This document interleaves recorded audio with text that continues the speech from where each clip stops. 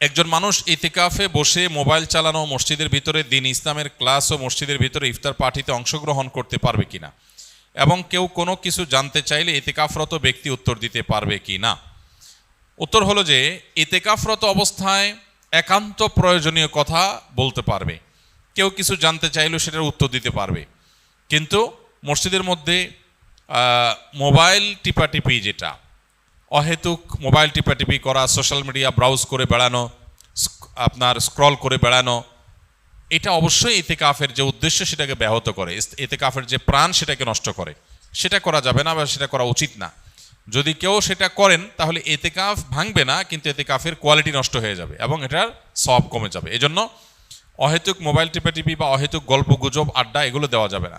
তবে প্রয়োজনীয় কথা বলা যাবে এবং মসজিদের মধ্যে দ্বীনি ইলমের ক্লাস অবশ্যই করা যাবে।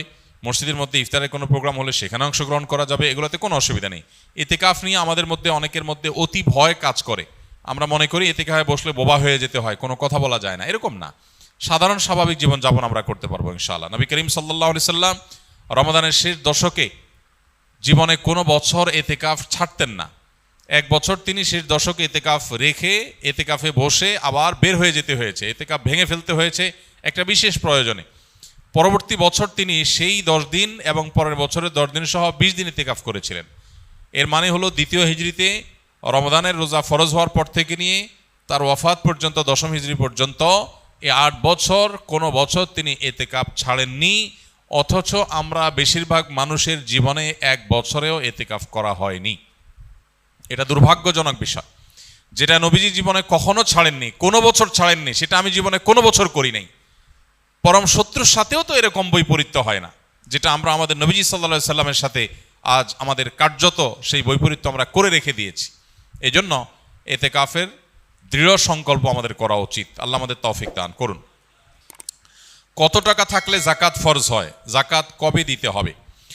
জাকাত কত টাকা হলে ফরজ হয়? এর উত্তর হলো, কেউ যদি 52.5 ভরি রূপা, এটা অথবা রূপার সমমূল্যের সম্পদ, নগদ অর্থ, ব্যাংক ব্যালেন্স অথবা ব্যবসার মাল, যে পণ্য কেনা হয়েছে বিক্রির জন্য, এরকম কোনো মাল যার কাছে আছে যেটার মূল্য দাঁড়ায় 52.5 ভরির সমান, এইরকম সম্পদের মালিক যদি কেউ হয় এবং সেই সম্পদ তার কাছে 1 বছর থাকে, তাহলে 1 বছর পর ওই সম্পদের বাজার মূল্য হিসেব করে 1 বছর পর 2.5% জাকাত দিতে হবে, অর্থাৎ লাখে 2,500 টাকা।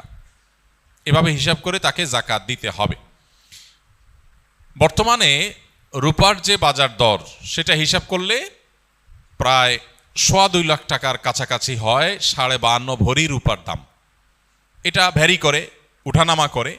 একেবারে খুব রিসেন্ট যে এখন 2026-এর ফেব্রুয়ারি মাস চলছে, এই সময়টাতে রূপার যে বাজার দর আছে সেটা হিসাব করে দেখা গেছে যে 2.25 লাখ টাকার কাছাকাছি। এক্সাক্ট আপনি যখন দিবেন রূপার দরটা জেনে নিয়ে যে 52.5 ভরি বা 52.5 তোলা রূপার দাম কত, সেটা হিসাব করে যদি দেখেন যে এটা আপনার সম্পদ এই পরিমাণ হয়ে গেছে, তাহলে সবটুকুর জাকাত দিতে হবে। এমন না যে এর অতিরিক্তটা জাকাত, বরং সবটুকুর জাকাত দিতে হবে।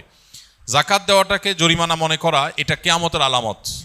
সহিহ বুখারীতে আসছে, নবী সাল্লাল্লাহু আলাইহি ওয়াসাল্লাম বলেছেন, একটা সময় আসবে মানুষ যখন জাকাত দেওয়াটাকে তার জন্য অর্থদণ্ডের মতো বিষয় মনে করবে, জরিমানার মতো বিষয় মনে করবে। এটা ভুল ধারণা আমাদের সমাজে। কারণ আমরা মনে করি যে জাকাত দিলে বোধহয় লস হয়ে যায়, কমে যায়। বরং জাকাত দিলে এটা তো আমার আখিরাতের অ্যাকাউন্টে জমা হয়ে গেল, এটা বরং আমার স্থায়ী হয়ে গেল, নিশ্চিত হয়ে গেল, বাকিগুলোর গ্যারান্টি নেই। এই জন্য জাকাত দিতে পারাটা সৌভাগ্যের বিষয়। আর জাকাত কখন ফরজ হয়? এর উত্তর হলো যে জাকাত ফরজ হয় প্রত্যেকটা ব্যক্তির অর্থ বছরের আলোকে। সবার অর্থ বছর একরকম নাও হতে পারে। ধরুন আমি জিলহজের 1ম তারিখে জাকাত দেওয়ার মতো সম্পদের মালিক হয়েছি, তাহলে পরবর্তী বছর জিলহজের 1ম তারিখে আমার জাকাত আসবে। কেউ যদি মুহররম মাসে জাকাত দেওয়ার মতো সম্পদের মালিক হয়ে থাকে, তাহলে 1 বছর পর মুহররম মাসে তার জাকাত তার উপরে বর্তাবে।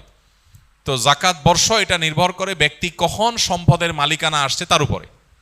এখন কেউ যদি জাকাত দেওয়ার সুবিধার্থে, হিসাব করার সুবিধার্থে সে যদি একটু আগে দিয়ে দেয়, ধরা যাক যে আমার জিলহজে আসে, আমি রমজানে দিয়ে দিলাম হিসাব করে, কোনো অসুবিধা নেই। জাকাত অগ্রিম দেওয়া যায়, যে প্রতি বছর আমি রমজানে দিলাম, সমস্যা নেই। আমাদের সমাজে অনেকে মনে করেন রমজান মাসেই জাকাত দিতে হয়, জাকাত রমজান মাসেই শুধু দিতে হয় এমন কোনো কথা নেই। তবে এটা ঠিক, রমজান মাস আমলের মাস, সওয়াবের মাস, এ মাসে আমরা বেশি বেশি সওয়াব হাসিল করার চেষ্টা করব ইনশাআল্লাহ বিইذনিল্লাহ। সেই জায়গা থেকে আমরা নফল দান, অন্যান্য সাদাকা করব এবং বিশেষভাবে যদি জাকাত দেওয়ার চেষ্টা করি ইনশাআল্লাহ, সেটাও আল্লাহ তাআলার কাছে আমরা বিশেষ আজরের আশা করতে পারি। আমি 12 ঘন্টা কাজ করি, রোজা রেখে নামাজ না পড়লে কি রোজা হবে? রোজা রেখে নামাজ যদি কেউ না পড়ে তাহলে এটা হলো লুঙ্গি খুলে পাগড়ি পরার মতো। অর্থাৎ রোজার গুরুত্বের চাইতে নামাজের গুরুত্ব বেশি না কম? বেশি।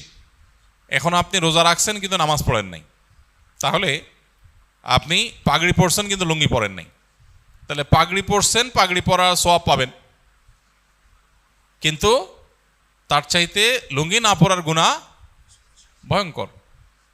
তো এই জন্য রোজা রাখছেন, রোজার সওয়াব পাবেন, কিন্তু নামাজ পড়েন নাই, তার জন্য গুনাহ হবে তার চাইতে অনেক বেশি। এই জন্য রোজা রাখা উচিত, আবার নামাজও পড়া উচিত। রোজা রাখা যতটা উচিত, নামাজ তার চেয়ে বেশি পড়া, নামাজ পড়া আরও বেশি উচিত বা বেশি কর্তব্য। অতএব এই গুরুত্বটা আমাদের বুঝতে হবে এবং বোঝার চেষ্টা করতে হবে। আল্লাহ আমাদেরকে তৌফিক দান করুন।